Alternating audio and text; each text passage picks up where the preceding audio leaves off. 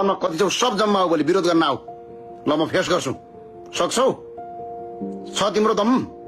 आज खै त तिम्रो खगेन्द्र सुनारलाई अगाडि राखेरै ठोकियो त खै कहाँ थियो दम छ तिमीहरूको सामाजिक सञ्जालमा कराएको छ मान्छेलाई तपाईको भ्रमित पारेको छ दुनियाँ गरेको छ के छ हेर आयो अर्को मेरो कथावाला को आउँछ ओडा अध्यक्ष जितेर आवन सहकारी ठगेर आएको होइन साथी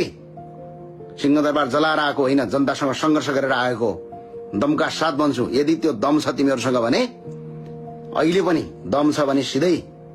स्पष्ट कुराका साथमा भन्छु तिमीहरूलाई दम छ भने तिम्रो अध्यक्षलाई तिम्रो सभापतिलाई तिम्रो गृहमन्त्रीलाई म सांसद हो संसदमा जवाफ दे भन छ दम छ ल जवाफ दे भन त्यहाँ क्लियरका साथ भन्छु र अब अरू यो सडक छापहरूका अगाडि लागेर केही हुनेवाला छैन यिनीहरूको